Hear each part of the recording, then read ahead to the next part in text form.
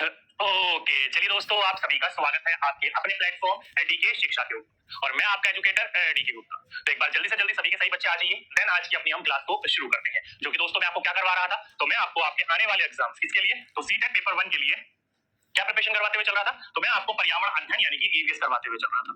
अगर आपने मेरे लेक्चर्स देखे होंगे तो आपको पता होगा कि हमने एनसीईआरटी बुक्स के अकॉर्डिंग, किसके अकॉर्डिंग, एनसीईआरटी बुक्स के अकॉर्डिंग, क्योंकि आप सभी बच्चों को मैंने काफी बार बोल रखा है दोस्तों कि अगर आपको कोई भी ऐसा एग्जाम क्रैक करना है जो कि सीबीएसई के द्वारा लिया जाता है, तो डायरेक्टली आप एक ही बुक को फॉलो करो, किसी भी प्राइवेट पब्लिकेशन को फॉलो करने की जरूरत नहीं है, और वो है आपकी एनसीईआरटी। ठीक है, तो जिसमें मैंने आपको दोस्तों बोला था कि हम class third, fourth and fifth की ईवीएस को पहले हम फिनिश करेंगे, जो कि दोस्तों आपने देख लिया होगा। लास्ट से लास्ट लेक्चर में हम पूरी तरीके से इसको फिनिश कर चुके हैं। अगर आपने वीडियो देखी होगी तो आपको इस चीज के बारे में पता होगा। देन मैंने आपको बोला था इसके बाद हम जो शुरू करेंगे वो क्लास करेंगे 6 एंड 7, जो कि आपकी ईवीएस तो नहीं होती, लेकिन इसी के अंतर्गत होती है आपकी साइंस एंड जियोग्राफी। आप सही बच्चों को पता होगा, ये दोनों से आपके एग्जाम में बिल्कुल न्यू पैटर्न के अनुसार नए नए क्वेश्चन देखने को मिल रहे थे। तो मैंने आपको बोला था हम अगली क्लास में, यानी कि जो हमने लास्ट लेक्चर लिया था उसमें हमने शुरुआत कर दी थी। ठीक है, तो उसी सीरीज को आगे बढ़ाते हुए आई थिंक 9 या 10 टॉपिक होंगे, ज्यादा करने की जरूरत नहीं है आपको, पूरा पूरा 6 7 कंप्लीट करने की जरूरत नहीं है। आप पेपर 1 ईवीएस की तैयारी कर रहे हो, पेपर 2 एसएसटी एंड साइंस की तैयारी नहीं कर रहे हो। ओके, अगर वो बच्चे तैयार कर रहे हो तो यहाँ से उनका रिवीजन भी हो जाएगा। तो आज जो हम टॉपिक करने वाले दोस्तों वो करने वाले हमारा देश भारत। आप सही बच्चों को पता होगा कि यहाँ से रिलेटेड बिल्कुल छोटे छोटे टॉपिक हैं, छोटे छोटे से क्वेश्चन बनते हैं यहाँ से, लेकिन पूछ लिए जाते हैं तो आपको इस चीज के बारे में पता होना चाहिए।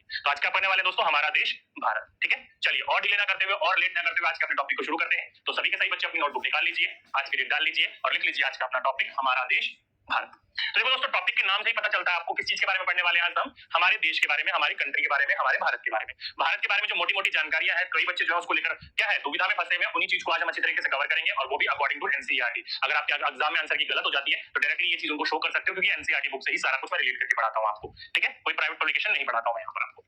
चलिए, तो फिर और देरी ना करते हुए दोस्तों सबसे पहले हम पढ़ लेते हैं हमारे भारत की किस चीज के बारे में, भौगोलिक विस्तार के बारे में।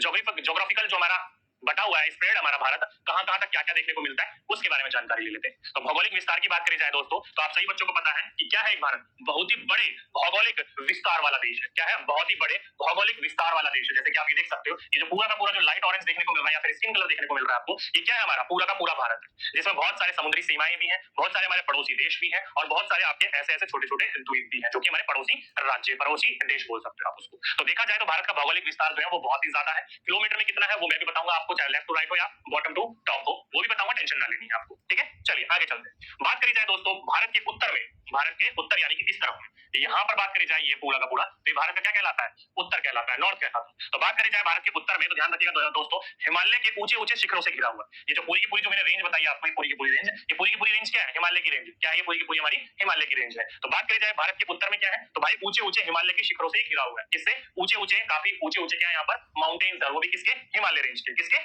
हिमालय रेंज के। ओके, वहीं पर बात करी जाए दोस्तों पश्चिम, क्या कई बच्चे कहेंगे सर जो हिमालय का पूर्वी क्षेत्र है या फिर दक्षिणी क्षेत्र है या फिर उत्तरी क्षेत्र है, इनको क्या कहा जाता है। तो दोस्तों चाहे कोई भी आपका क्षेत्र हो, चाहे वो आपका ऊपर वाला हो, बीच वाला हो या नीचे वाला हो, उन तीनों के बारे में डिटेल में पढ़ेंगे अभी। अभी बस ये समझ लीजिए कि भौगोलिक विस्तार में भारत में क्या क्या देखने को मिलता है। तो उत्तरी क्षेत्र में देखा जाए तो भाई ये मैं मानकर चल रहा हूँ आप बिल्कुल फ्रेश बच्चे हो यहाँ पर, हम सही बच्चों में से जीरो से लेकर चले, कई बच्चों को जानकारी होगी, तो भाई थोड़ा सा धैर्य रखिएगा अपने अंतर्गत, हम नई नई चीजें भी सीखेंगे यहाँ पर। ठीक है, तो भारत के उत्तर की ओर क्या है, तो भारत के उत्तर देखा जाए तो दोस्तों हिमालय के ऊंचे ऊंचे शिखर है। ठीक, वहीं पर दोस्तों पश्चिम की बात करी जाए, किसकी बात करी जाए, पश्चिम यानी कि वेस्ट की बात करी जाए, इस तरफ की बात करी जाए, तो यहाँ पर क्या है, तो भाई यहाँ पर देखने को मिलता है अरब सागर, जिसे आप अरेबियन सी भी कहते हो। जैसे कि आप ये देख सकते हो, ये क्या है, ये पूरा का पूरा भाग जो है भारत का पश्चिमी भाग है। पश्चिमी भाग में क्या देखने को मिलता है भारत में, अरब सागर यानी कि अरेबियन सी देखने को मिलता है। वहीं पर बात करी जाए ईस्ट यानी कि पूर्व की, यानी कि इस तरफ की, तो इस तरफ क्या देखने को मिलता है दोस्तों, बे ऑफ बंगाल यानी कि बंगाल की खाड़ी देखने को मिलती है। तो आपके एग्जाम में कई बार देख चुके हो ना आप कि बंगाली खाड़ी की तरफ कौन कौन से घाट पड़ते हैं या कौन कौन से आपके राज्य पड़ते हैं, या फिर अरब सागर की तरफ कौन कौन से राज्य पड़ते हैं या कौन कौन से आपके घाट पड़ते हैं, वो आपको पूछ लिए जाते हैं। तो उनके बारे में बात करेंगे। आपको सभी बच्चों को पता है टोटल मिलाकर 9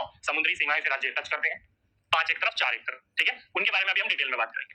तो यहाँ से क्या पता चला, पश्चिम की तरफ अरब सागर देखने को मिलता है और पूरब की तरफ बंगाल की खाड़ी देखने को मिलती है। बचा अपना नीचे वाला हिस्सा, दक्षिण वाला हिस्सा, तो दक्षिण वाले हिस्से में क्या देखने को मिलता है दोस्तों, हिंद महासागर, सागरों का सागर महासागर यानी कि हिंद महासागर। ध्यान रखिएगा यहाँ पर दक्षिण की ओर देखने को मिलते हैं, और छोटे छोटे हमारे यहाँ पर द्वीप जो कि राज्य हमारे खुद के वो भी है, चाहे वो आपका लक्षद्वीप कह लो, चाहे वो आपका अंडमान या फिर निकोबार कह लो। ये क्या है, भारत के अपने खुद के द्वीप है, खुद के अपने राज्य है, यूटी जिसे हम कहते हैं, यूनियन टेरिटरी हम कहते हैं। टोटल राज्य कितने हैं, टोटल यूटी कितने हैं, उनके बारे में भी बात करेंगे। ठीक है, तो ये थी दोस्तों मोटी मोटी जानकारी कि भारत के उत्तरी में क्या है, हिमालय के ऊंचे ऊंचे शिखर है। पश्चिम की बात करी जाए तो अरब सागर है, पूर्व की बात करी जाए तो बंगाल की खाड़ी, और दक्षिण की बात करी जाए तो हमारा हिंद महासागर है। ठीक है, यहीं से हमारे छोटे छोटे द्वीप भी जो हमारे यूटी है, जो कि समुद्र की अंतर्गत देखने को छोटे छोटे द्वीप मिलते हैं। ओके, चलिए आगे चलते हैं। ये तो थी केवल छोटी सी जानकारी, बिल्कुल बेसिक सी जानकारी, ताकि आपके एग्जाम में देखने को मिले तो आपको पता चले। ठीक है, चलिए अब बात करते हैं भारत के क्षेत्रफल की क्या है, भारत के क्षेत्रफल की बात करी जाए तो कुल मिलाकर जो भारत का क्षेत्रफल है वो है 32.8 यानी कि 32.8 लाख वर्ग किलोमीटर। ध्यान रखिएगा कितना है, 32.8 लाख स्क्वायर किलोमीटर। मीटर नहीं है, फीट नहीं है, यार्ड नहीं है, किलोमीटर है। ध्यान रखिएगा, पूछा जाएगा तो आपको पता होना चाहिए भारत के क्षेत्रफल की बात करी जाए कि भारत हमारा पूरा का पूरा कितना है, जो दिख रहा है स्किन कलर में पूरा का पूरा भारत है। तो पूछा जाए कितने लाख वर्ग किलोमीटर है, तो ध्यान रखिएगा ये है 32.8। ओके, अब यहां से पूछ लिया जाएगा कि भारत जो है ईस्ट टू वेस्ट कितना है या फिर नॉर्थ टू साउथ कितना है। कहने का मतलब अगर मेरी आप चेस्ट नापोगे तो कितनी चौड़ाई है मेरे चेस्ट की, अगर मेरी हाइट नापोगे तो कितनी मेरी हाइट है। तो इसी हिसाब से भारत की चेस्ट कितनी है और भारत की हाइट कितनी है वो आपको पता होना चाहिए। कई बार एग्जाम में पूछ लिया जाता है। तो हम दोस्तों यहाँ पर एनसीईआरटी अकॉर्डिंग भी पढ़ेंगे और थोड़ा सा हाई लेवल एनसीईआरटी की ओर जाओगे तो वो भी पढ़ेंगे। ठीक है, चलिए तो दोस्तों आपको पता होगा क्या, अभी मैंने आपको बताया उत्तर में क्या है, तो उत्तर में हिमालय की ऊंची ऊंची चोटियां, ऊंचे ऊंचे शिखर देखने को मिलते हैं। तो वहां पर देखने को मिलता है लद्दाख। क्या देखने को मिलता है, लद्दाख। आप सभी बच्चों को पता होगा ये वाला जो है पूरा का पूरा लद्दाख का रीजन है, ले लद्दाख का रीजन है ये। और ये छोटा सा क्या बच चुका है अब, ये JNK यानी कि जम्मू एंड कश्मीर है। ठीक है, तो ये क्या है, लद्दाख वाला एरिया है। तो ले और लद्दाख से लेकर दक्षिण में कहां तक, कन्याकुमारी तक, यानी कि नीचे की तरफ जो तमिलनाडु है यहाँ पर कन्याकुमारी पड़ता है। तो यहाँ तक जो पूरी की पूरी इसकी हाइट नापी जाए, पूरी की पूरी अगर इसकी हाइट नापा जाए तो इसका विस्तार जो है वो लगभग 3200 किलोमीटर है। कितना है, 3200 किलोमीटर। ध्यान रखिएगा दोस्तों, कई बच्चे कहेंगे सर हमने बुक में तो कुछ और पढ़ा है। बिल्कुल दोस्तों, अगर आप 11-12 की एनसीईआरटी पढ़ोगे तो आपको हाइट कुछ और देखने को मिलेगी। ठीक है, वो हाइट क्या देखने को मिलेगी, तो 3200 की जगह क्या देखने को मिलेगा दोस्तों, तो ये मिलेगा आपको 3214 किलोमीटर। कितना, 321 किलोमीटर, 14 किलोमीटर। अब कई बच्चे कहेंगे सर ये क्या बात हुई। बिल्कुल दोस्तों, अगर ये चित्र देखो आप, तो ये चित्र आपकी एनसीईआरटी बुक का ही है।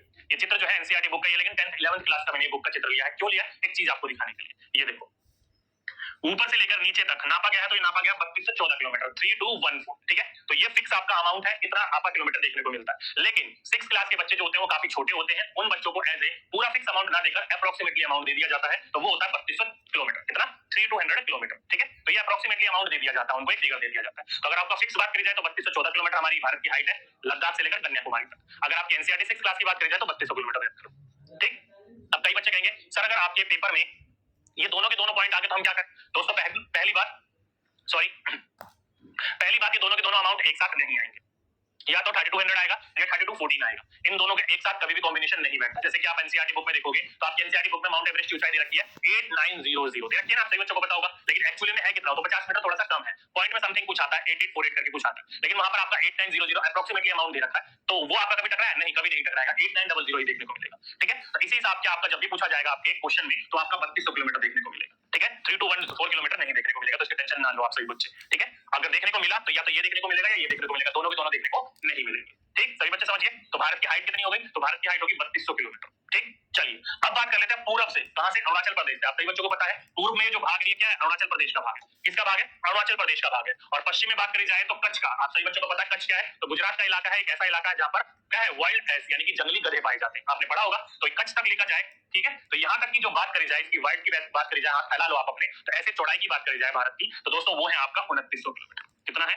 2900 किलोमीटर। अब इसमें भी विवाद वही वाला विवाद है, 10th 11th पढ़ोगे तो दूसरा फिगर देखने को मिलेगा, ज्यादा अंतर देखने को नहीं मिलेगा, ये बस अप्रोक्सीमेटली अमाउंट दे रखा होता है। वैसे होता कितना है, तो 2933 2933 किलोमीटर देखने को मिलता है। ठीक है, तो थोड़ा सा विवाद देखने को मिलेगा 10th 11th की बुक में और 6th 7th की बुक में। 6th 7th में आपका बेस तैयार किया जाता है, तो इसलिए अप्रोक्सीमेटली अमाउंट दिया जाता है, आपका फिगर पूरा कंफर्म दिया जाता है राउंड फिगर में। ठीक, तो इसलिए इसका जो चौड़ाई दी गई है वो 2900 किलोमीटर दी गई है, 33 किलोमीटर जो है वो हटा दी गई है, टेंशन ना लो। बाकी जब आपका पेपर में पूछा जाएगा तो फिक्स अमाउंट के साथ ही पूछा जाएगा, जैसे कि आपका 3200 3300 2900 4400 ऐसे देखने को मिलेगा। ठीक, तो यहाँ से क्या पता चला दोस्तों, लद्दाख से लेकर कन्याकुमारी तक की हाइट नापी जाए भारत की, तो वैसे तो टोटल जो फिक्स अमाउंट आता है वो 3214 आता है, लेकिन आपके एनसीईआरटी में 3200 दे रखा है। और वहीं पर बात करी जाए अरुणाचल प्रदेश से लेकर गुजरात के कच्छ वाले इलाके तक, वैसे जो आता है वो 2933 किलोमीटर आता है, लेकिन आपके बुक में 2900 दे रखा है, तो आपके एग्जाम में ऑप्शन भी इसी हिसाब से बनेंगे। ठीक है, तो यहाँ तक उम्मीद करता हूँ सभी के सभी बच्चों को अच्छी तरीके से जानकारी मिल गई होगी कि भारत की लंबाई क्या है और ऊंचाई क्या है या चौड़ाई कितनी है। ठीक, चलिए आगे चलते हैं। आगे चलें तो ध्यान रखिएगा दोस्तों, वर्ष 2011, आप सभी बच्चों को पता है जनगणना जो होती है वो 10 साल में एक बार होती है। तो 2011 के हिसाब से देखा जाए जो भारत की आबादी है वो 120 करोड़ आती गई थी। क्या आती गई थी,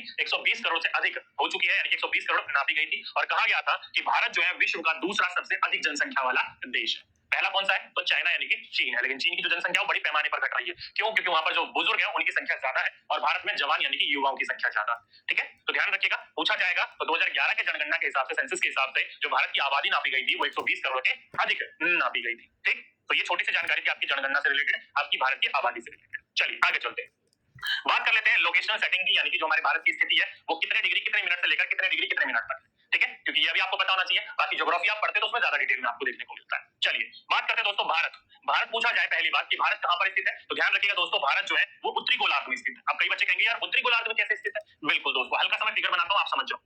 देखिए दोस्तों, ये हमारी पृथ्वी है, मान लो ये क्या हमारी पृथ्वी है। अब पृथ्वी में भी आपको बात बताओ पता होगा बच्चों, ये दोस्तों ऐसे बांटोगे, ये पृथ्वी को बांटोगे 4 हिस्सों में, ठीक है। तो ये हो गया आपका ईस्ट, ये हो गया आपका वेस्ट, ये हो गया आपका नॉर्थ और ये हो गया आपका साउथ। आप ऐसे बांटोगे पृथ्वी को, ठीक है। अब भारत की बात करी जाए दोस्तों, इसमें भारत कहां पर है? तो इसमें भारत जो है दोस्तों यहां पर, देखो यहां पर,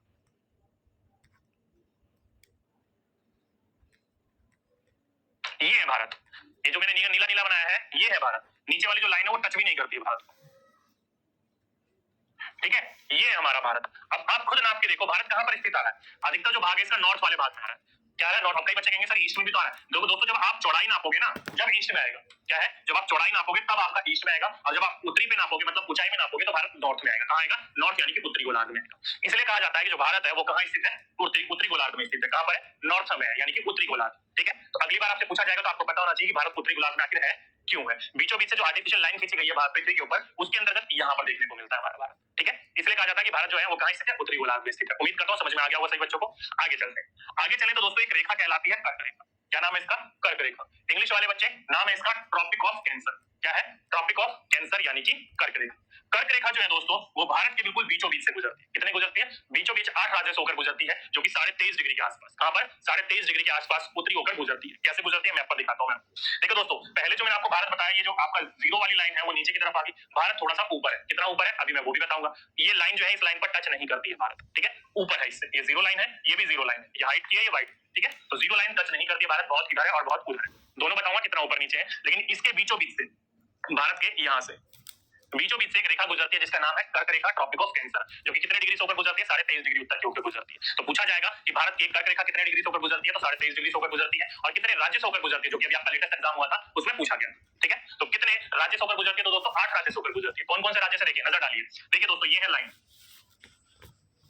दिख रही होगी उम्मीद करता हूँ। चलिए, नहीं दिख रही कोई बात नहीं, अच्छी तरीके से दिखाएंगे। नहीं दिख रही तो ये लीजिए, आप दिखेगा।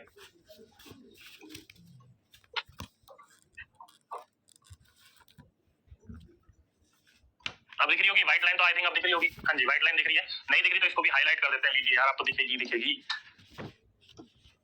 ओके, हाईलाइटर चलेगा नहीं व्हाइट वाला, ठीक। व्हाइट नहीं चलेगा तो कोई और तो चलेगा, जैसे कि येलो।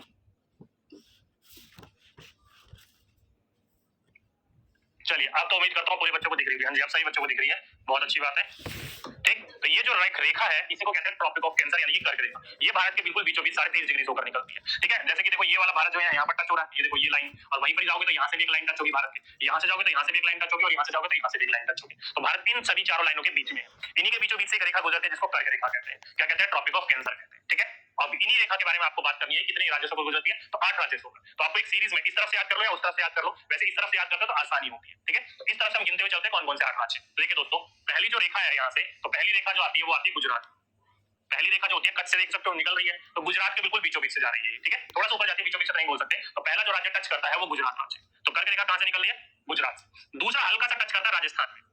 ध्यान रखिएगा दोस्तों, ये देखो ये है नीचे तक राजस्थान, बिल्कुल हल्का सा टच करता है राजस्थान। तो कर्क रेखा राजस्थान से भी होकर गुजरती है। राजस्थान बच्चे छोड़ देते हैं इसी चक्कर में, हल्की सी गुजरती है। तीसरी गुजरती है मध्य प्रदेश में। मध्य प्रदेश में तो बिल्कुल बीचों बीच से गुजरती है, तो मध्य प्रदेश से भी गुजरती है। चौथी गुजरती है दोस्तों छत्तीसगढ़ से। कहां से? छत्तीसगढ़ से। छत्तीसगढ़ से ऊपर वाले टॉप वाले इलाके से हल्के सा टच होकर निकलती है छत्तीसगढ़ से। पांचवा निकलता है झारखंड से। हाँ जी दोस्तों, झारखंड से भी होकर निकलती है। बिहार तो होकर नहीं निकलती, झारखंड के होकर निकलती है। तो पांचवा निकलता है कहां से? झारखंड से होकर। छठा निकलता है पश्चिम बंगाल से।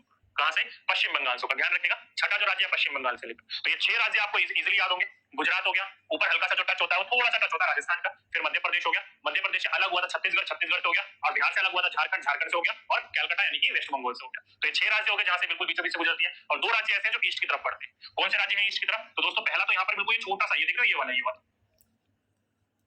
ये छोटा सा क्या है? त्रिपुरा। तो त्रिपुरा से होकर निकलता है। और दूसरा आपका यहाँ से ये वाला,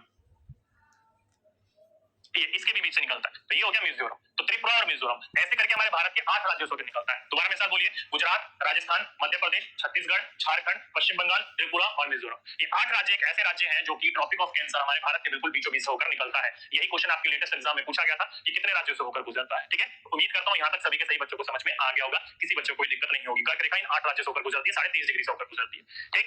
चलिए आगे चलते हैं। आगे चले तो दक्षिण से उत्तर की ओर भारत की जो मुख्य भूमि का विस्तार है, क्या बोला मैंने आपका? मैंने बोला कि यहीं पर ही होगा, बिल्कुल ये रहा।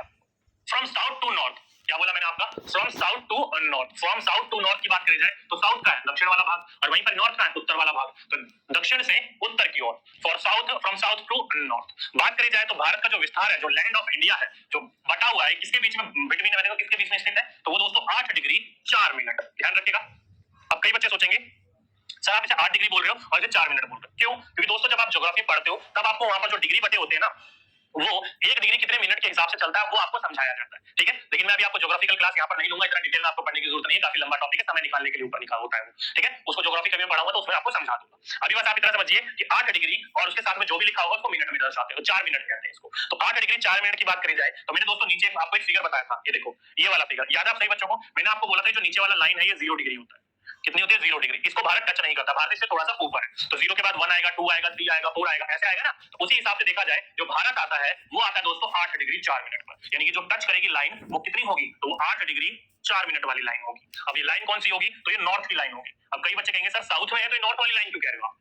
अब ये तो साउथ वाला भाग है भारत का, तो आप नॉर्थ लाइन क्यों कह रहे हो उसे? तो आप वापस फिगर पे आइए दोस्तों, साउथ जो है वो इस तरफ है, इसके नीचे लाइन के नीचे जो आएगा वो साउथ वाला भाग होगा। हम लाइन के ऊपर ही है, अभी बीच में पृथ्वी को बांटा है ना, इसलिए हम लाइन के ऊपर ही है, तो नॉर्थ वाला भाग ये पूरा का पूरा जो भाग है ना, ये पूरा का पूरा ये नॉर्थ है, इसलिए हम भारत इसके ऊपर ही है, इसलिए हम इसको 8 डिग्री 4 मिनट नॉर्थ कहते हैं, क्योंकि अभी जो नीचे 0 डिग्री है ना वो नीचे है, हम उससे 8 डिग्री ऊपर है, बोल सकते हो 8 सीढ़ियां मुझसे ऊपर है, इसलिए हम इसे अभी भी नॉर्थ कह रहे हैं, क्योंकि भारत जो है पूरा का पूरा नॉर्थ में स्थित है, नॉर्थ गोलार्ध में, उत्तरी गोलार्ध में स्थित है। तो 8 डिग्री 4 मिनट नॉर्थ से लेकर जो दक्षिणी वाला भाग है, जो तमिलनाडु वाला भाग है, वो 8 डिग्री 4 मिनट नॉर्थ के ऊपर स्थित है। तो 8 डिग्री 4 मिनट नॉर्थ से लेकर जो भारत है ऊपर साउथ की तरफ, नॉर्थ की तरफ देखा जाए तो 37 डिग्री 6 मिनट, यहाँ से जो लाइन गुजरती है वो 37 डिग्री 6 मिनट नॉर्थ की होकर गुजरती है। कितनी? वो तो ऊपर वाला भाग तो नॉर्थ का ही है, तो उसको कंफ्यूज मत होइएगा, वो तो समझ ही गए। ये नॉर्थ क्यों है मैंने आपको समझा दिया, ठीक है? तो यहाँ से क्या पता चला, भारत जो शुरू होता है वो 8 डिग्री 4 मिनट नॉर्थ से नीचे वाला भाग शुरू होता है और ऊपर तक जो जाता है वो 37 डिग्री 6 मिनट नॉर्थ तक जाता है, ठीक है? अब कई बच्चे कहेंगे सर शुरू तो यहाँ से होगा, नहीं दोस्तों, गिनती हमेशा 1 से शुरू होती है, ना कि 40 से, ठीक है? तो गिनती हमारी 8 से शुरू होगी, तो 8 डिग्री 4 मिनट से भारत शुरू होता है और 37 डिग्री 6 मिनट नॉर्थ तक जाता है, तो इस बीच के बीचों बीच भारत हमारा स्थित है, ठीक? आगे चलते हैं, आगे चलें तो ये तो होगी बच्चों भारत की बात, हाइट की। अब बात करी जाए दोस्तों ऊंचाई मतलब चौड़ाई की, भारत जो चौड़ाई में है वो कहाँ है? तो देखो दोस्तों, वेस्ट वाले भाग में तो है नहीं, ये पूरा का पूरा वेस्ट है, ये क्या है? ये पूरा का पूरा ईस्ट वाला भाग है, तो भारत कहाँ होगा? ईस्ट वाले भाग की तरफ होगा। कहाँ होगा? ईस्ट वाले भाग की तरफ होगा, ठीक है? तो यहाँ से बात करी जाए तो ध्यान रखिएगा, पश्चिम से लेकर पूर्व तक। क्या बोला मैंने आपका? यहाँ मैंने बात करी कि वेस्ट टू ईस्ट, क्या बोला? From west to east. Bharat जो है वो कितने बीच में है? तो 68 डिग्री 7 मिनट, क्या है? 68 डिग्री 7 मिनट ईस्ट से लेकर 97 डिग्री 25 मिनट ईस्ट की तरफ। कैसे? तो दोस्तों ये वाला जो मैंने कच्छ वाला भाग बताया था ना आपको, गुजरात का, सभी बच्चों को याद होगा, ये वाला जो भाग है ये है दोस्तों 68 डिग्री 7 मिनट पर। कितने पर? 68 डिग्री 7 मिनट पर, ठीक है? अब कई बच्चे कहेंगे सर 68 डिग्री 7 मिनट पर इधर ही क्यों है, उधर क्यों नहीं है? क्योंकि दोस्तों मैंने अभी आपको बताया था ये है 0 डिग्री, 0 1 2 3 4 5 ऐसे करेगा ना, तो भारत थोड़ा सा इधर है। कितना इधर है? तो 68 डिग्री इधर है, जैसे यहाँ से 0 से 8 डिग्री ऊपर था ना, वैसे 0 से 68 डिग्री अंदर की तरफ है भारत, ठीक है? तो 68 डिग्री 7 मिनट हमारा ईस्ट वाला भाग है। अब कई बच्चे कहेंगे सर इसे ईस्ट क्यों कहा जाता है? क्योंकि मैंने अभी आपको बताया था ये जो है लाइन, ये वाली ये इसके इधर वेस्ट है, इसके उधर तो ईस्ट ही है, तो इसके इधर 68 डिग्री है, क्या है? 68 डिग्री है। पूरे के पूरे पृथ्वी की बात करी जाए तो ईस्ट वाला भाग है, केवल भारत की बात करी जाए तो वेस्ट वाला भाग है, ठीक है? समझ में आए? तो ध्यान रखिएगा, पूरे के पूरे क्या है? पूरे के पूरे पृथ्वी की बात करी जाए तो ये ईस्ट वाला भाग है, भारत की बात करी जाए तो ये वेस्ट वाला भाग है, तो इसलिए कहा जाता है 68 डिग्री 7 मिनट। कितना? 68 डिग्री 7 मिनट ईस्ट से लेकर 97 डिग्री 25 मिनट, यानी कि ये क्या है? 97 डिग्री 25 मिनट ईस्ट की तरफ हमारा भारत क्या है? लोकेटेड है। तो अगली बार आपसे क्वेश्चन पूछा जाएगा कि हमारा भारत जो है पूर्व से पश्चिम, वैसे पूर्व से पश्चिम तो नहीं होता, पूछा जाएगा कौन से गोलार्ध में है, तो ध्यान रखिएगा दोस्तों वो आपका नॉर्थन हेमिस्फीयर में है। कहां पर है? नॉर्थन हेमिस्फीयर, उत्तरी गोलार्ध के अंदर हमारा भारत स्थित है। बात करी जाए कहां से कहां तक है, तो अभी मैंने आपको बताया 8 डिग्री 4 मिनट नॉर्थ से लेकर 37 डिग्री 6 मिनट नॉर्थ तक है, और बात करी जाए 68 डिग्री 7 मिनट ईस्ट से लेकर 97 डिग्री 25 मिनट ईस्ट तक, ये पूरा का पूरा भारत लोकेटेड है। आपने अधिकतर फिल्मों में देखा होगा ना, जो नेवी वगैरह शिप इस्तेमाल करते हैं, तो वहां पर टाइम एक्यूरेट बताने के लिए, सर टाइम बहुत एक्यूरेट पता चलता है, टाइम कहने का मतलब है जो व्यक्ति वो कहां पर है। मान लो कोई व्यक्ति अरब सागर में यहाँ पर है, तो अरब सागर में वो क्या बोलेगा? अरब सागर में वो बोलेगा कि मैं अरब सागर के समुद्र के बिल्कुल बीचों बीच हूं। अब भाई अरब सागर का समुद्र का बीचों बीच ढूंढोगे तो पता नहीं कितने साल लग जाएंगे, लेकिन वो वहीं पर ही बता देगा कि मैं अभी जो हूं वो 77 डिग्री 4 मिनट ईस्ट से आपका 67 डिग्री 25 डिग्री 4 मिनट नॉर्थ पे हूं। तो देखो दोस्तों, यहां से बोला 67, तो 67 देखो यहाँ पे 77 बोला, तो 77 देखो यहाँ से आपका किस तरफ आएगा, लगभग, और आपका बोलेगा 25 डिग्री, तो 25 डिग्री थोड़ा सा मतलब यहाँ पर, तो इस जगह ना ढूंढकर आप इस जगह ढूंढोगे, तो स्थिति का ज्यादा बेटर पता चलता है, ठीक है? तो अगली बार बार क्वेश्चन बनेगा तो आपको इस चीज के बारे में पता होना चाहिए, डिस्टेंस देखने को मिलता है, जगह ढूंढने में मदद मिलती है इससे। नेवी वाले बहुत इस्तेमाल करते हैं इसका, ठीक है। सही बच्चे समझ गए, उम्मीद करता हूँ सभी बच्चों को अच्छी तरीके से समझ में आ गया होगा इस चीज के बारे में। आगे चलते आगे चलें तो भाई हम बात कर लेते हैं अपने नेबर्स के बारे में, पड़ोसियों के बारे में। पड़ोसियों की जानकारी बहुत रखनी चाहिए, आप लोगों को पता है ना, नहीं तो कलेश मचा देते पड़ोसी, ठीक है। चलिए पड़ोसी की बात कर लेते हैं। तो दोस्तों ध्यान रखिएगा, 7 देशों की स्थलीय जो सीमाएं हैं वो हमारे भारत की सीमाओं से जुड़ी हुई है। कितने? 7 देशों की, ध्यान रखिएगा, 7 देशों की स्थलीय सीमाएं जो जमीनी सीमाएं हैं वो हमारे भारत से जुड़ी हुई है, ठीक है। आगे बात करें तो दक्षिण में समुद्र में स्थित 2 द्वीप जो है वो श्रीलंका और मालदीव, ध्यान रखिएगा। दक्षिण में, नीचे की ओर भारत के दक्षिण में देखा जाए तो दक्षिण में 2 द्वीप ऐसे हैं जो कि हमारे पड़ोसी क्या है, देश है, लेकिन वो द्वीप है, जो कि है एक मालदीव और एक है श्रीलंका, ठीक है। ये भी क्या हमारे पड़ोसी है। और जो पाक जल संधि है, कई बच्चे यहाँ पर कंफ्यूज हो जाते हैं, जो पाक जल संधि है पाकिस्तान के साथ नहीं दोस्तों, ये जो पाक जल संधि हमारी वो श्रीलंका के साथ है। ऐसी जल संधि जो 2 देशों को आपस में बांटती है और उसको जोड़ने में मदद करती है, ठीक है। जैसे कि आप यहाँ पर समझिए, ये है। बात करी जाए पहले 7 देशों की जो स्थलीय सीमाएं हैं वो भारत के साथ लगती है। कौन कौन से पड़ोसियों से इस्तेमाल करते हैं? जो हमारा सबसे फेवरेट पड़ोसी है पाकिस्तान, आए ना आए दिन हमारे यहाँ इनकी मुलाकात होती रहती है। तो पाकिस्तान जो हमारा पहला पड़ोसी है, ठीक। दूसरी बात करी जाए अफगानिस्तान का, कई बच्चे कहते हैं अफगानिस्तान हमारा पड़ोसी है, बिल्कुल दोस्तों, अफगानिस्तान भी हमारा पड़ोसी है। थोड़ी सी जो इसकी सीमा है वो हमारे जम्मू कश्मीर से लगती है, अब तो लद्दाख से लगती है, जम्मू कश्मीर तो हट गया, तो लद्दाख से लगती है। तो थोड़ी सी सीमा लगती है, इसलिए थोड़ी सी लगे ज्यादा लगे, पड़ोसी तो पड़ोसी ही कहलाएगा, ठीक है। तो पाकिस्तान हो गया, अफगानिस्तान हो गया। इधर आके आइए, बहुत ही चाचा ममेरा इनका रिश्ता है, इंडिया पाकिस्तान और चीन वालों का। फिर तीसरा हमारा पड़ोसी चीन, क्या है पड़ोसी हमारा, और कुछ समय बाद तिब्बत भी हमारा पड़ोसी कहलाएगा, क्योंकि चीन ने अभी कब्जा कर रखा है, इसलिए हम इसको पड़ोसी ना मानकर चीन का हिस्सा मांग रहे हैं, लेकिन चीन अलग एक देश था, बस इस पर कब्जा कर लिया चीन वालों ने, ठीक है। जल्दी हमारा पड़ोसी कहलाएगा। तो तीसरा हो गया। चौथे की बात करी जाए तो नेपाल। नेपाल एक ऐसा देश है जिस पर आज तक किसी ने कब्जा नहीं करा, ये इंडिपेंडेंस डे नहीं मनाता है दोस्तों, ध्यान रखिएगा। तो नेपाल जो है ये क्या है, चौथा हमारा पड़ोसी देश है। अगला भूटान।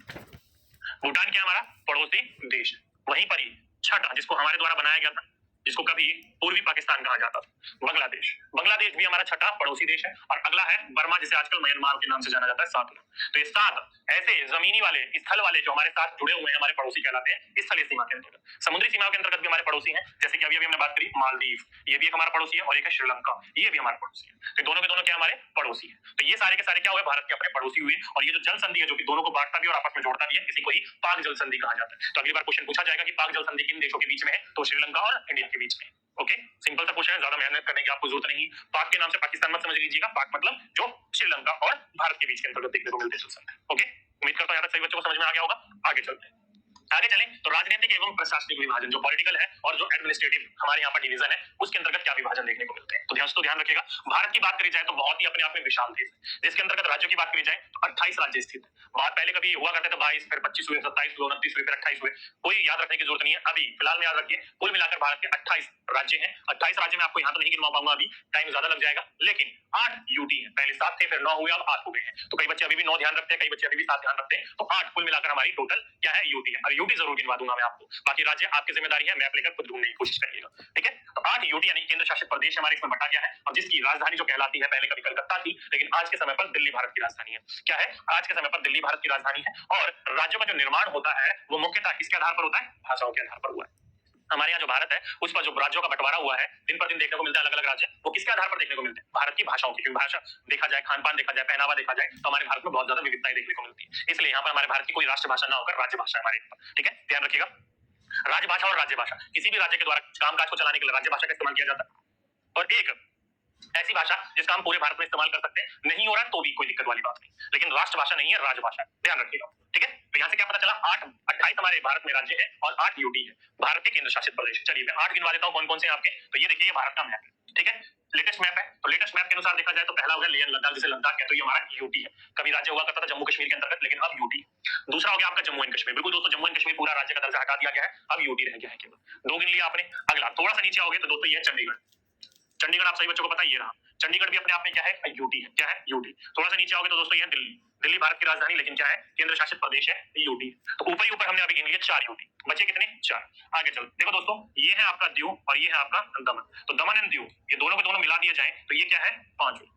किसी समय पर ये दोनों के दोनों अलग हुआ करते थे, लेकिन अब ये दोनों के दोनों क्या है, एक यूटी है। तो दमन एंड दीव, दादर नगर हवेली, ये दोनों के दोनों अलग हुआ करते थे, लेकिन अब ये दोनों के दोनों एक यूटी कहलाते हैं। तो ये 5वां यूटी हमारा, ठीक है। तो 5वां हो गया। थोड़ा सा नीचे आओगे तो ये हो गया छठा, कौन सा, लक्षद्वीप। लक्षद्वीप भी भारत का हिस्सा है, लेकिन पूर्ण राज्य ना होकर यूटी है। तो क्या हो गया, छठा हमारा यूटी हो गया। 7वां बात करी जाए तो पौंडीचेरी, ये जो तमिलनाडु वाला पौंडीचेरी है, ये क्या है, अपने आप में हमारा यूटी है, 7वां, ठीक है। और 8वां हो गया हमारा अंडमान एवं निकोबार द्वीप समूह जो है, ये 8वां हमारा यूटी। तो कुल मिलाकर ये हमारे 8 यूटी है, जो कि मैंने अभी आपको गिनवा दिए। अब आपकी जिम्मेदारी है कि 28 राज्य कौन कौन से हैं वो आपको ढूंढने हैं, चेक करने हैं। इन सभी को छोड़ दीजिएगा, बाकी जो हमारे राज्य बचे वो 28 राज्य कहलाएंगे, ठीक है। तो यहाँ से आपको पता चला कि भारत के कुल मिलाकर 28 राज्य हैं और 8 यूटी है। उम्मीद करता हूँ यहाँ तक सभी बच्चों को समझ में आ गया होगा। आगे चले तो भौतिक विभाजन के बारे में बात कर लेते हैं, फिजिकल डिवीजन के बारे में बात कर लेते हैं, ठीक है। तो ध्यान रखिएगा दोस्तों, भारत में जो पाई जाने वाली भौतिक आकृतियां हैं वो विभिन्न प्रकार की, जैसे कि आप सभी बच्चों को पता है हमारे भारत में पर्वत भी है, आप सभी बच्चों को पता है हमारे भारत में पठार भी है, मैदानी भाग भी है, तट भाग भी है और द्वीप समूह भी है। और उत्तर की बात करी जाए तो बर्फ से ढका हुआ हिमालय का क्या है, बहुत ही बड़ा, बहुत ही विशाल क्या है, पर्वत का क्षेत्र भी देखने को मिलता है। तो भौतिक विस्तार की बात करी जाए, आकृति की बात करी जाए, तो भारत में ऐसा कोई भी चीज नहीं है जो ना देखने को मिले।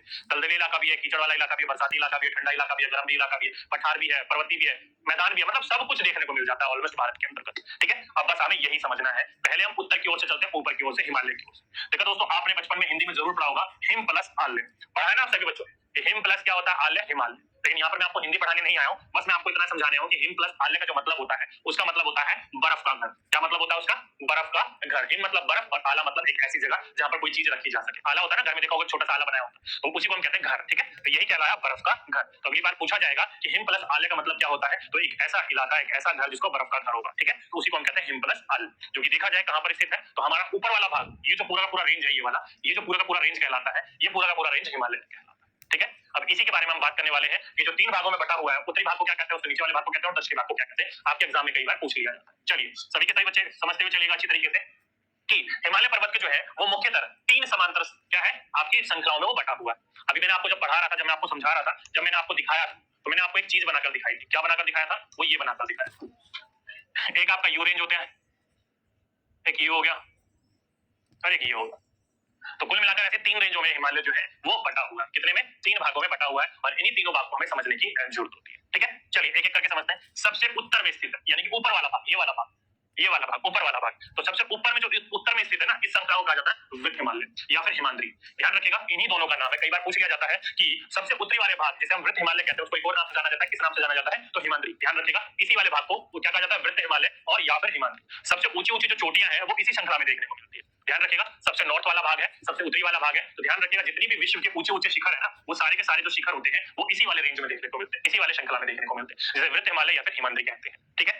आगे चलते हैं, आगे चलें तो ये वाला, ये जो बीच वाला भाग है, मध्य वाला भाग है, ये वाला, इसे क्या कहा जाता है, तो बीच वाला भाग है, तो उसी हिसाब से नाम जाना जाता है इसको मध्य हिमालय। क्या कहा जाता है? मध्य हिमालय या फिर हिमाचल कहा जाता है इसको। क्या कहा जाता है? इसको मध्य हिमालय या फिर हिमाचल कहा जाता है, जो कि कौन सा भाग हो जाएगा ये, तो हिमाद्री यानी कि वृत्त हिमालय का दक्षिणी वाला भाग, क्योंकि ये इसके नीचे है, तो नीचे वाला भाग क्या कहलाएगा, दक्षिणी वाला भाग कहलाएगा। तो वृत्त हिमालय या हिमाद्री के दक्षिण में ये स्थित है, ठीक है। और जितनी भी लोकप्रिय पहाड़ियां हैं, जितनी भी लोकप्रिय पहाड़ियां हैं, वो सारे के सारे स्थान जो है वो इसी मध्य वाले हिमालय में स्थित है, ठीक है। जितनी भी लोकप्रिय पहाड़ियां हैं वो सारी की सारी इसी पर्वत के अंतर्गत स्थित है। और सबसे आखिरी वाले को कहते हैं शिवालिक। क्या है, कहा जाएगा आपसे कि सबसे दक्षिण में स्थित हिमालय की जो श्रृंखला है उसको क्या कहा जाता है, यानी कि इस वाले को, सबसे एंड वाले को, तो इसको कहा जाता है दोस्तों शिवालिक। क्या कहा जाता है? शिवालिक। तो ध्यान रखिएगा, अगली बार पूछा जाएगा कि सबसे ऊंचे वाले पहाड़ को क्या कहते हैं, उत्तरी वाले भाग को तो वृत्त हिमालय या फिर हिमाद्री कहते हैं, बीच वाले भाग को मध्य हिमालय या फिर हिमाचल कहते हैं, और आखिरी वाले दक्षिण वाले भाग को कहते हैं क्या, शिवालिक। सबसे प्रसिद्ध पहाड़ियां कहां पर है, तो वो दोस्तों मध्य हिमालय में। ऊंचे ऊंचे शिखर कहां पर है, तो वो वृत्त हिमालय में, ठीक है। और सबसे दक्षिणी भाग शिवालिक। शिवालिक जो है कहा जाता है कि जो पर्वत श्रृंखला सबसे नई जो श्रृंखला बनी हुई है वो शिवालिक है, ठीक है। तो पूछा जाएगा तो आपको पता होना चाहिए, ठीक। तो ये हमारा क्या है, कुछ हिमालय के भौतिक विस्तार है जिसको आपको समझना है, जिसको आपको पता होना चाहिए। इंग्लिश वाले बच्चे इसको नोट डाउन कर सकते हो, कोई दिक्कत वाली बात नहीं है। वही है इसका नाम, ग्रेटर हिमालय या फिर हिमाद्री, सेंट्रल हिमालय या हिमाचल, या फिर शिवालिक, साउथ जो साउथर्न मोस्टर्न रेंज है उसको कहा जाता है, ठीक है। उम्मीद करता हूं यहाँ तक सभी के सभी बच्चों को समझ में आ गया होगा, किसी बच्चे को यहाँ तक किसी प्रकार की कोई समस्या नहीं हुई होगी, ठीक। चलिए आगे चलें तो हिमालय के दक्षिण में यानी कि नीचे की ओर देखा जाए, ठीक है। तो दक्षिण का भारत का जो उत्तरी मैदान स्थित है, आपको पता है कौन सा, यूपी बिहार वाला इलाका, ये जो है मैदानी भाग कहलाता है। क्या कहलाता है? मैदानी भाग कहलाता है। तो दक्षिण में भारत का उत्तरी मैदान स्थित है। यह मैदान जो है समतल तथा सपाट है, और यह मैदान जो है सिंधु, गंगा, ब्रह्मपुत्र तथा इनकी जो सहायक नदियां होती हैं उसके द्वारा जो जलोढ़ मिट्टी, जो नई मिट्टी होती है उसके लाने से बनती है। आप सही बच्चों को पता होगा, जब पर्वतों से नदियां बहती हैं तो अपने साथ वो कंकड़, बालू, बारीक रेत वगैरह अपने साथ लेकर आती है। धीरे धीरे जो भारी कण होते हैं वो ऊपर उठते हुए चलते हैं, और धीरे धीरे नीचे नीचे जो बारीक कण होते हैं वो अपने आप लेता हुआ चलता है। आप सही बच्चों को पता है, कोई भी चीज रुकेगी तो जो बड़ी होगी, भारी होगी, वो पहले रुक जाएगी, और जो पतली होगी, छोटी होगी, वो बहती हुई चली जाएगी पानी के साथ। तो जो मिट्टी होते हैं, कण होते हैं, रेत होता है, वो भागकर वो नीचे की ओर ले जाता है और एक समतल इलाका बनाता है, जो कि आपकी सिंधु, गंगा, ब्रह्मपुत्र नदी होती है, ये लेकर आती है। और ये भाग जो कहलाता है वो बहुत ही उपजाऊ भाग कहलाता है। क्यों? क्योंकि हर साल ये अपने साथ नई मिट्टी लेकर आती है, और नई मिट्टी अपने आप में फर्टाइल होती है, ठीक है। तो सबसे उपजाऊ वाला भाग कहलाता है यहाँ, ठीक है। पूछा जाएगा तो आपको पता होना चाहिए, ओके। आगे चलते हैं। नदियों की ये मैदान जो है वो कृषि के लिए उपजाऊ भूमि प्रदान करते हैं और यही कारण है कि इन मैदानों में जनसंख्या अधिक है, जो कि मैं आपको ऑलरेडी बता चुका हूं। अपने साथ ये बारीक कण लेकर आते हैं तो जमीन बहुत उपजाऊ होती है, उपजाऊ होगी तो किसानी यहाँ पर ज्यादा होगी, और किसानी यानी जो हमारा भारत देश देखा जाए तो अधिकतर किसान यहाँ पर रहा करते हैं। ठीक है, तो उसी वजह से इस मैदानी वाले भाग, एक तो समतल भाग है, रहने के लिए जद्दोजहद नहीं करनी पड़ती और खेती करने के लिए जमीन भी अच्छी मिल जाती है, तो इस वाले भाग में ज्यादातर वो देखने को मिलते हैं। ठीक है, सभी बच्चे समझ गए? आगे चलते हैं। आगे चले तो गंगा एवं ब्रह्मपुत्र, आप सभी बच्चों को पता है क्या है, चाइना तिब्बत से होकर बहकर निकलते हैं, शाम को आगे जाकर हमारे भारत में आकर अरुणाचल प्रदेश से अंदर आसाम में आते हैं, तब उसको क्या कहा जाता है, दिहांग के नाम से जाना जाता है, फिर उसके बाद में ब्रह्मपुत्र के नाम से जाना जाता है। और गंगा जो कि ऊपर गंगोत्री से निकलती हुई यूपी बिहार से होती हुई कहां चली जाती है, बांग्लादेश, तो दोनों की नदियां आगे जाकर मिल जाती है। ठीक है, तो ये जो गंगा एवं ब्रह्मपुत्र नदियां हैं वो विश्व के सबसे बड़े डेल्टा का निर्माण करती है, जो कि कहां है, वो आपका कैलकाटा के आसपास यानी पश्चिम बंगाल वगैरह के आसपास देखने को मिलते हैं, और उसे हम कहते हैं सुंदरबन डेल्टा। क्या कहते हैं? सुंदरबन डेल्टा। तो अगर आपसे पूछा जाए सुंदरबन डेल्टा का निर्माण जो है वो किन नदियों के द्वारा किया जाता है, तो गंगा एवं ब्रह्मपुत्र के द्वारा किया जाता है। और ये डेल्टा जो है आकृति के अनुसार देखा जाए तो त्रिभुजा का अनुकार है। कैसा है, तो ध्यान रखिएगा, त्रिभुजाकार है। पूछा जाएगा तो ट्रायंगुलर शेप के अंतर्गत ये देखने को मिलता है। अगर आप वहां पर देखोगे तो हल्का सा आपको ट्रायंगुलर शेप भी देखने को मिलता है ये वाला। ठीक है, तो ध्यान रखिएगा दोस्तों, ये क्या बनाता है, तो सबसे बड़ा डेल्टा बनाता है, जिसे सुंदरबन डेल्टा कहा जाता है। किन नदियों के द्वारा, तो गंगा एवं ब्रह्मपुत्र नदियों के द्वारा। ठीक है, आगे जाकर इसको अलग अलग नाम से जाना जाता है, लेकिन ध्यान रखिएगा यही नदी है प्रमुख। ठीक, समझ गए सही बच्चे? आगे चलते हैं। आगे चले तो भारत के, क्या बोला, भारत के पश्चिमी भाग, भारतीय मरुस्थल, आप सभी बच्चों को पता है कौन सा, बहुत बड़ा है ये वाला। ठीक है, तो ये क्या है, भारत का पश्चिमी भाग, पश्चिमी भाग में भारतीय मरुस्थल जो है वो स्थित है। यह सूक्ष्म, गर्म और रेतीला स्थान, कैसा है, सूक्ष्म, गर्म और रेतीला स्थान है, स्थल है पूरा का पूरा। और यहाँ जो वनस्पति है उसकी मात्रा जो है वो बहुत ही कम है, और जो भी वनस्पति है वो कटीली है। कैसी है, कटीली, कांटेदार होती है। ऐसी जो वनस्पतियां होती है वो अधिकतर गर्म सूक्ष्म क्षेत्र में ही क्या होती है, पनप सकती है। ठीक, तो ये क्या हो गया हमारे भारतीय का, भारत का पश्चिमी मरुस्थल वाला भाग हो गया। वहीं पर ही उत्तर मैदानों के दक्षिण में बात करी जाए तो प्रदीप ये पठार है। क्या है, देखो ये है आपका उत्तरी मैदान, इसके दक्षिण में यानी कि ये वाला जो भाग हो गया नीचे वाला, तो ये क्या कहलाएगा, तो ये प्रदीप, ये पठार यहाँ पर स्थित है। पठार होता क्या है, तो एक ऐसा ऊंचा स्थल जो चोटी ना बनाकर एक समतल स्थल बनाता हो, क्या बनाता हो, एक समतल स्थल बनाता हो, उसको हम पठार कहते हैं। तो ये जो भाग है ऊंचा है लेकिन बिल्कुल सपाट है ऊपर जाकर, इसलिए जैसे कि देखो ये तो हो गया पर्वत और ये हो गया ऐसा, तो ये क्या हो गया, पठार हो, इसे हम पठार कहते हैं। ठीक है, तो उत्तरी मैदानी के दक्षिण में प्रदीप ये पठार स्थित है। इसकी आकृति जो है वो कैसी है, तो ये भी त्रिभुजाकार है, यानी कि ट्रायंगुलर शेप में देखने को मिलती है। ठीक है, इसी का जो धरातल होता है वो काफी ऊंचा नीचा है, और इस क्षेत्र में बहुत सी पहाड़ी संकलियां तथा घाटियां स्थित, जैसे कि विंध्याचल हो गया, या फिर आप इसी प्रकार के देखोगे सतपुड़ा वगैरह देखने को मिल जाएगी। तो क्या है, हमारे सारे के सारे यहीं पर ही देखने को मिलती है घाटियां। ओके, इंपॉर्टेंट है, पूछा जाएगा आपसे तो आपको इस चीज के बारे में पता होना चाहिए। ठीक है, चलिए आगे चलते हैं। आगे चलें तो इसके उत्तरी पश्चिम में, इसके उत्तरी पश्चिम में यानी उत्तर पश्चिम की बात करी जाए तो इस तरफ, उत्तर ये हो गया, पश्चिम ये हो गया, इस तरफ देखने को मिल गया आपको। ठीक है, तो उत्तरी पश्चिम की बात करी जाए तो अरावली श्रृंखला, आप सही बच्चों को पता होगा, अरावली श्रृंखला जो है इसी के ऊपर हमारे भारत की राजधानी बसी हुई है दिल्ली। ठीक है ना, गुरुमुख शिखर जो होता है इसका सबसे ऊंचा वाला भाग कहलाता है। तो ये पूरी की पूरी अरावली रेंज कहलाती है, ये वाली मैं हाईलाइट कर देता हूं आप लोगों के लिए, ये वाली।